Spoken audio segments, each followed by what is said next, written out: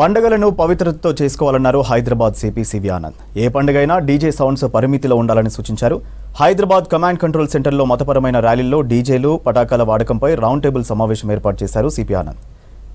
MIM, BJP, GHMC commissioner హాజరయ్యారు. డీజేల వాడకంపై అందరి అభిప్రాయాలు సేకరించి ప్రభుత్వానికి నివేదిక సమర్పిస్తామని చెప్పారు.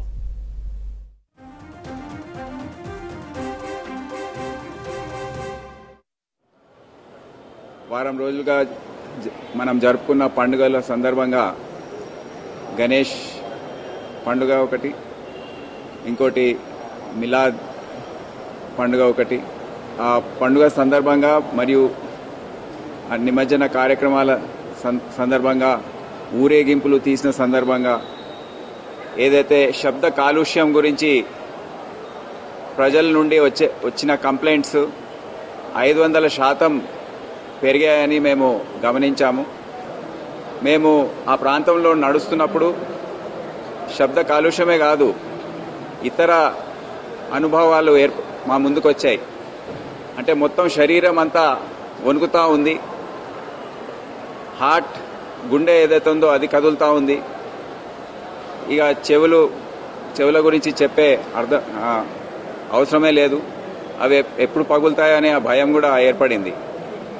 మళ్ళీ ఎందుకు ఈ గత 2 సంవత్సరాలుగా కూడా చూస్తున్నాము, డీజే పెట్టి ఈ శబ్ద కాలుష్యం అనేది చాలా పెద్ద ఎత్తున వైలేషన్స్ జరుగుతున్నాయి.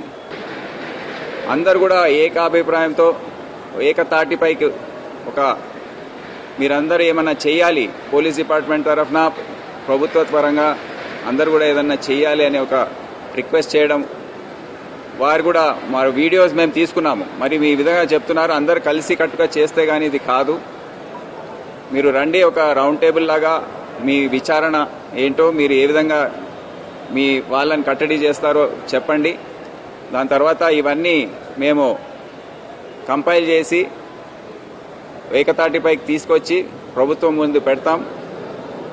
ప్రభుత్వం నిర్ణయం తీసుకుంటాం.